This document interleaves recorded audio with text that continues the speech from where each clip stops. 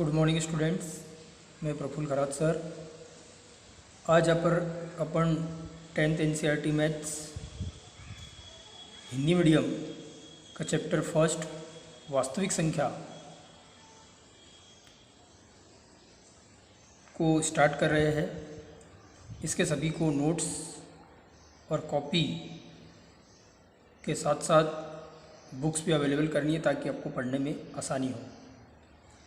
First chapter है, पहला अध्याय है अपना वास्तविक संख्या है। संख्याओं के बारे में आप पहले से ही परिचित है।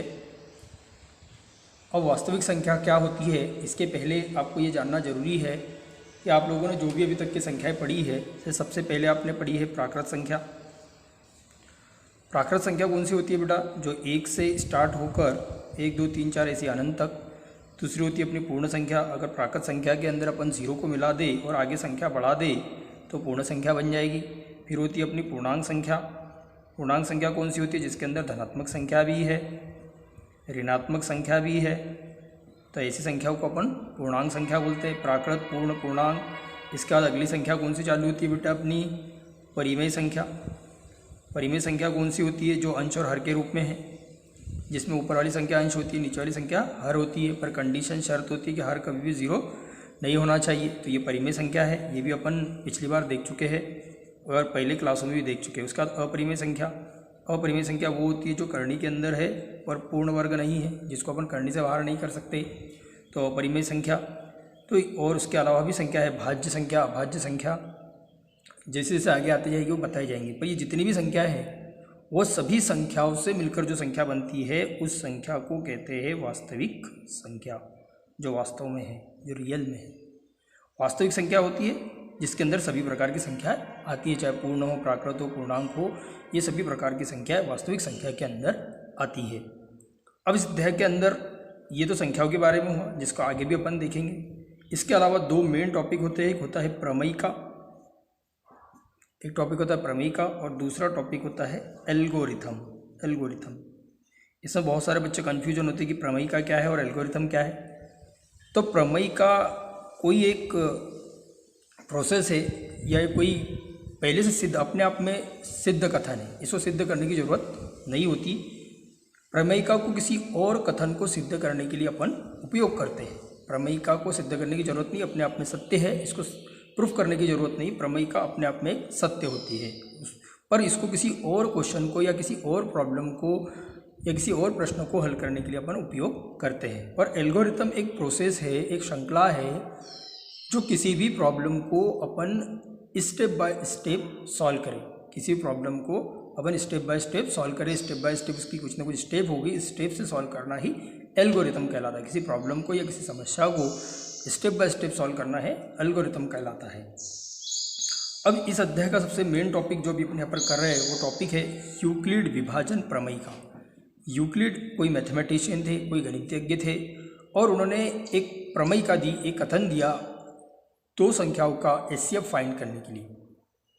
2 संख्याओं का एचसीएफ फाइंड करने के लिए उन्होंने एक कथन दिया, और वो यूक्लिड प्रमेय का ये है, 2 धनात्मक पूर्णांक ए और बी दिए होने पर, अब पूर्णांक जो धनात्मक भी और ऋणात्मक है, पर अपने को 2 धनात्मक पूर्णांक दिए रहेंगे, ऋणात्मक नहीं दिए रहेंगे, दिए होने पर ऐसी अद्वितीय पूर्ण संख्या क्यू और आर विद्यमान है कि 2 संख्या दी रहेगी और उस पर रिस्पेक्ट में, उसके सापेक्ष अपने को 2 संख्या और मिलेगी, क्यू और आर मिलेगी। पर कंडीशन क्या होगी? a is equal to B Q plus R, 0 से बड़ा है r, पर 0 r जो है 0 से बड़ा है, उसके बराबर है, पर b से छोटा है। तो बेटा यहाँ पर a b q r ये क्या है? ये क्या है? तो ये अपन पहले से ही परिचित है। a मतलब होता है भाज्य, जिसको अपन भाग दे रहे हैं। b मतलब होता है भाजक, जितनी बार भाग गया। जिससे अपन भाग दे रहे हैं। q मतलब भागफल, जितनी बार भाग गया, और r मतलब होता है शेषफल। तो यहाँ पर a b q r क्या है ये आपको पता है। जैसे कोई संख्या है 3 और उससे अपन 16 को भाग दे रहे हैं, तो ये जो है जिसको भाग दे रहे वो आपका क्या बन जाएगा? भाज्य। जिससे भाग दे रहे वो क्या बन जाएगा? आपका भाजक।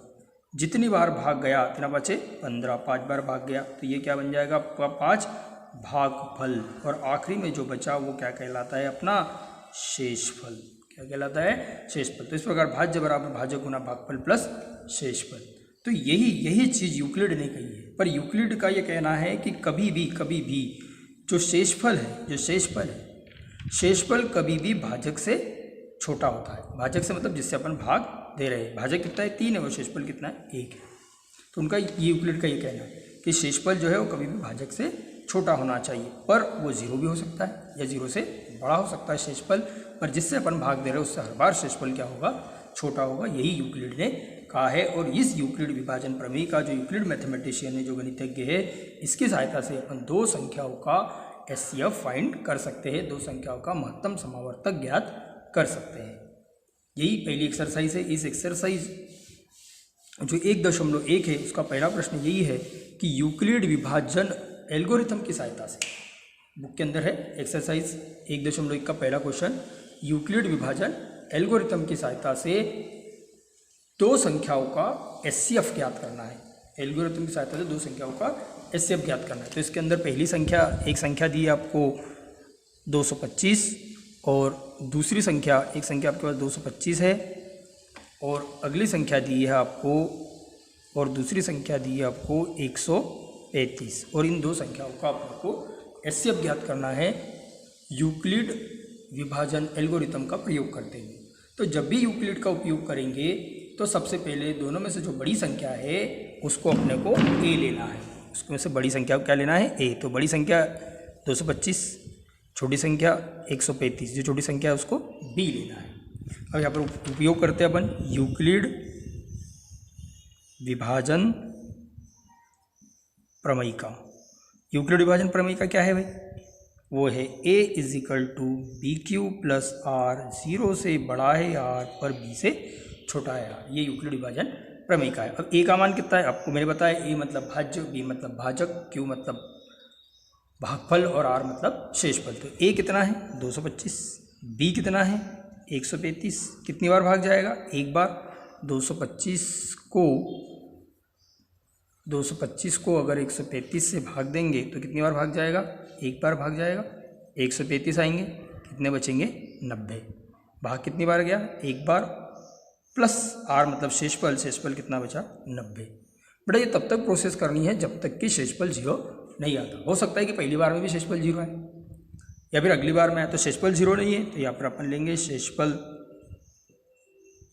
r बराबर नहीं है 0, इसलिए पुनः यूक्लिड विभाजन प्रमेयिका से फिर से यूक्लिड विभाजन प्रमेयिका लगा देंगे। फिर से जब यूक्लिड विभाजन प्रमेयिका लगाएंगे तो इसमें ध्यान रखना कि अगले के लिए a बन जाएगा आपका 135 और b बन जाएगा आपका 90। अगली प्रोसेस के लिए जो पहला अपना भाजक था वो a बन जाएगा और जो शेषफल था वो b बन जाएगा। अब यूक्लिड विभाजन प्रमेयिका फिर से यही है, a = BQ + R। इसके अंदर अपन फिर से मान रखेंगे। तो a की वैल्यू कितनी है, a का मान कितना है आपके पास 135, b कितना है 90, कितनी बार भाग जाएगा, एक बार। r शेषफल कितना बचेगा अपने पास, 90 से 135 को क्या देंगे अपन, भाग देंगे तो ये 90 आ जाएगा। कितना बचेगा पर अपना 45, तो शेषफल कितना आ जाएगा अपना 45।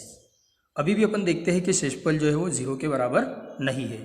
जब तक शेषफल 0 नहीं होता तब तक अपने को यूक्लिड लगाते जाना है।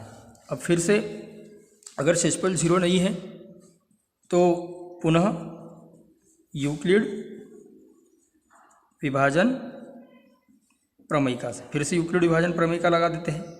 तो अब a कितना हो जाएगा आपका 90 और b कितना होगा आपका 45।